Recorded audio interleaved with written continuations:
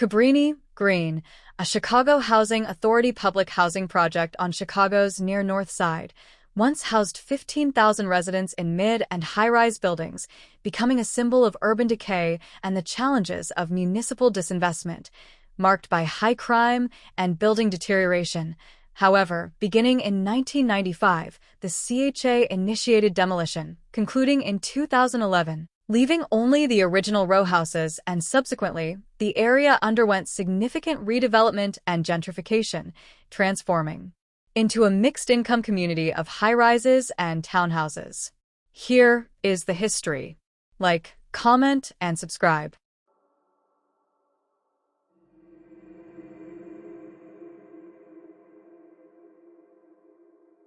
This is the timeline of Cabrini-Green, the most notorious projects in Chicago. It goes all the way back to the 1850s. In the 1850s, it was shanties built on a low-lying land along the Chicago River, and the population was mostly Swedish and Irish. The area was called Little Hell, because it was like a gas refinery nearby, and it was like shooting pillars of flame and fumes and stuff coming up out of there. So by the 20th century, it was known as Little Sicily due to a whole bunch of Italian folk moved up in there.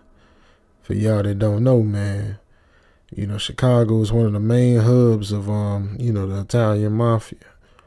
That's where Al Capone, that's where he did most of his dirt at. This whole gang culture in Chicago, it ain't nothing new, baby. They've been doing that way back. In 1929, Harvey Zarbo wrote this book called The Gold Coast and the Slums, a sociological study of Chicago's near North Side. And this was talking about the difference between the wealthy folks of the Gold Coast and the poor folks up in Little Sicily, in the transitional area in between. Marshall Field Garden Apartments, the first large-scale, although funded through private charity, low-income housing development in the area is completed. Now, this really blew my mind because Marshall Fields was like, I always knew it as like a mall or something in Chicago, a store or something like that. Kind of like J.C. Penney or something. That's the way I always thought about it. I didn't know that was a rich family in Chicago, and they basically built this neighborhood and put a retail in it and everything. So they was trying to see if they could make these super, just these super little neighborhoods and little super cities inside the cities.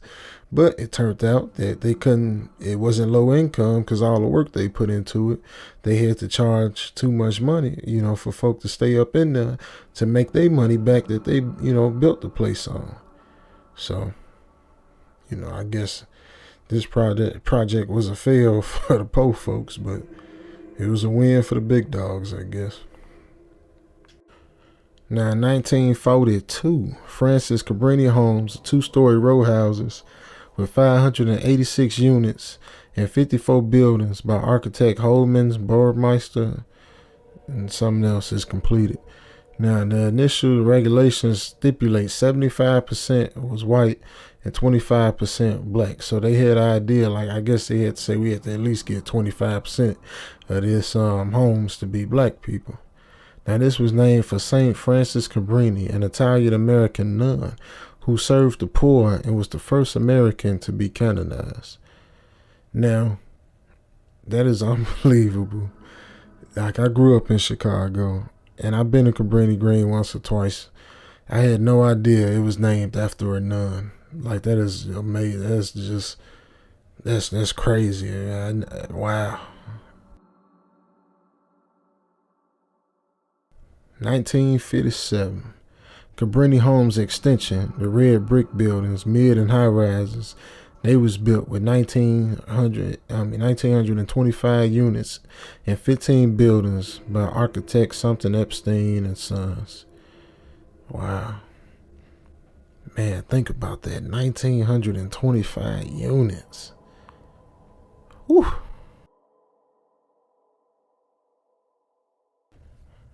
In 1962, they built the William Green homes 1,096 units by architect Pace Associates, named for William Green, longtime president of the American Federation of Labor. You know, I couldn't imagine somebody building something that housed that many people in my name. Like, maybe I don't know if he was dead at the time or not, but that's a lot, man. I couldn't imagine so many people living under my name.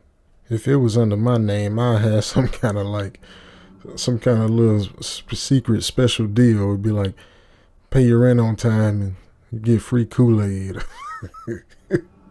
Or every apartment come with a barbecue grill out on the patio.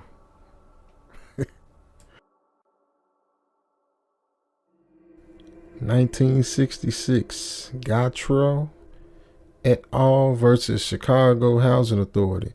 A lawsuit alleging that Chicago public housing program was conceived and executed in a racially discriminatory manner that perpetuated racial segregation within neighborhoods is filed.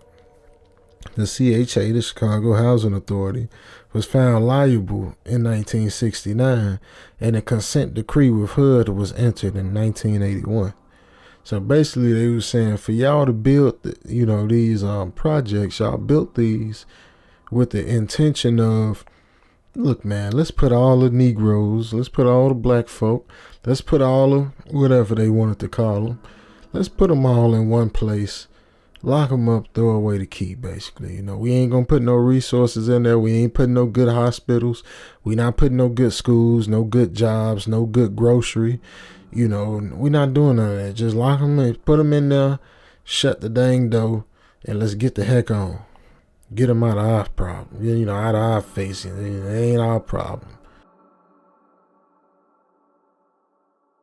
February 8th. 1974, television sitcom Good Times, set in Cabrini-Green. They didn't never say the name Cabrini, but when the show came on, they showed the projects on the camera or whatever. And if, a bunch of shots and stuff in the opening credits and the closing credits. Debuted on CBS and it ran for 6 seasons until August 1st, 1979. Now, for y'all that don't know, Good Times is a show that still holds up to this day. Like, Good Times is just a part of my childhood. Me and my brothers and my mama, whatever, we still reference like Good Times, man. Good Times will forever be a part of our lives. And I can't wait till one day when my kids grow up, we sit down and we watch episodes of Good Times together. And even though they probably gonna think it's the lamest thing ever, but hopefully they just see what life used to be like. And the main lesson in the whole show was, even though, things was bad, they was able to have good times in the midst of all the craziness. And for all y'all who fans of the show, Bookman just died, man. R.I.P. to Bookman, man. R.I.P. to Bookman, man. Yeah. I wish they could have done some kind of, reunion show, but I know, Florida gone, and, but, hey, man, R.I.P. to all of the great sitcom legends, man. March 26th through April 19th, 1981, Mayor Jane Byrne moves into the Cabrini-Green to prove a point regarding Chicago's high crime rate. Considered a publicity stunt, she stays just 3 weeks. Now, I'm gonna have to, I felt like I heard this before. It's like one of them things I think I heard and I forget. But I'm gonna have to do a video to go into detail about that, because, I know it gotta be something behind it. I'm gonna have to do a video about this on its own. So tune in, I'm probably going to do this by next week. I'm going to touch on this subject again, because that's interesting, man. And I'm going to really have to break that down. It would be nice to see more things like this from politicians, not just showing up or whatever to take some pictures, but just come be part of it for a minute. Maybe bring some of them people from other sides of town and let them come be part of some stuff for a day or two, even a day. Just come for a day and see what it's like.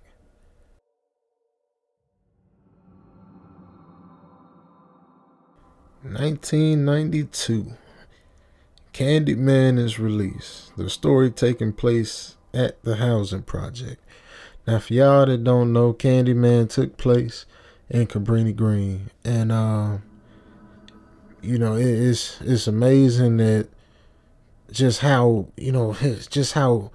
historical this place is, man. That's amazing. I'm sure it's not the only movie shot in the projects, but to me, what place would have what place would have such a better violent history, man? Like, if ghost is real and if demon possession and all that stuff is real, wouldn't it happen in a place where so many people die, so many people suffer, so much, injustice is done?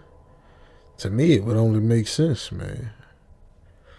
You see these little horror movies with ghosts and demon possession and stuff happening in the suburbs and all that, and a big brand new house they just bought. But hey, man, how is there so many restless spirits in the suburbs? What, they grew up with the silver spoon in their mouth was too sharp or something?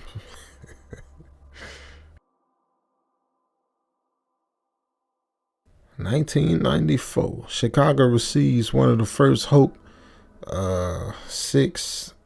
It's a Roman numeral VI. That's 6, right? Hope 6 housing opportunities for people everywhere. Grants to develop Cabrini-Green as a mixed income neighborhood. So from a low income to a mixed income. I wonder how that worked out. Spoiler alert, not very good.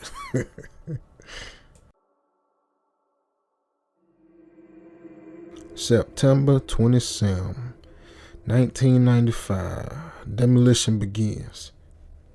I know it's a lot of people that probably was like, yeah, man, it's time for this place to go. But I know it's a lot of people that was real, even just looking at, this images, man. Like, people was like, don't tear our home down, fix our home, man. And if you really think about it, man, for y'all that don't really know, this was part of gentrification, man. So that meant that we finna tear this junk down, and in replacement of it, we gonna build some stuff up that's too expensive for y'all. So you're gonna go out to areas where it's cheaper to live and more congested and more crime, because now everybody taking all the jobs up, everybody living shoulder to shoulder. And hey, man, you gonna get, cities like Chicago, it's gonna turn into the Wild Wild West, just like it did. 1997, Chicago unveils Near North Redevelopment Initiative, a master plan for development in the area. It recommends demolishing the green homes and most of the Cabrini extension. Yeah, man, they was getting ready to, it was time for new beginnings, man. And time for bad times for, my folk.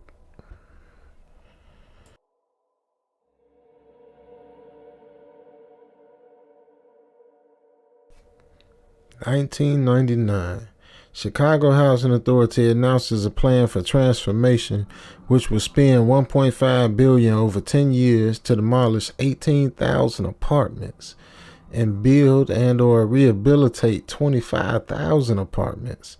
Earlier redevelopment plans for Cabrini-Green are included in the plan for transformation. New library, a rehabilitated Seward Park, and new shopping center open. Wow. It's a lot of people in Chicago, but man, just think of how much organization you got to do to build something like that. Man, like, it's hard just going to the grocery store and getting everything you need and not forgetting nothing, man. I just couldn't imagine coming up with a plan on a scale that big, man. It's like, that blows my mind, man. I ain't that smart.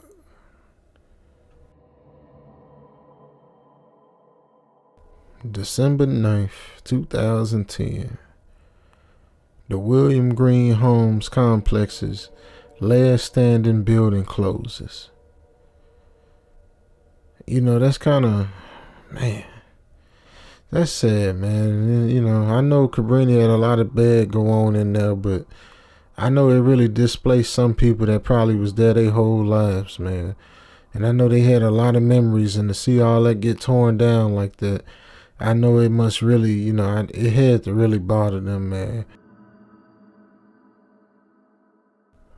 March 30th, 2011. The last high-rise building was demolished with a public art presentation commemorating the event. The majority of Francis Cabrini Homes' rowhouses remain intact, although in poor condition, with some having been abandoned. Now, you know, nowadays the area, you know, it done came up some, and you know, the people with money, they didn't get back up in there, you know, because that's how it all go. Back in the day, the folks who, you know, worked downtown and had the big jobs and stuff, they didn't want to stay in the city. They wanted to stay in the suburbs. So it was more expensive to stay in the suburbs and cheaper to stay in the city. But then they got tired of taking them long commutes and all that, and they ready to, you know, they got tired of it, man. So they said, we need to be closer to the city. So that's what they did. They came and they started getting them poor folks out the city so them rich folks could come in and just step right on in, man. I remember when I was in high school, I used to go past the Rockwell projects, and it was amazing, man, how just little by little, man, they was just tearing the old stuff down and putting them condos in. And even as a teenager, I knew that the Negroes weren't going to be able to afford to stay there. I already knew that, even as a kid, man. And so, you know, the big dogs knew, but they don't care.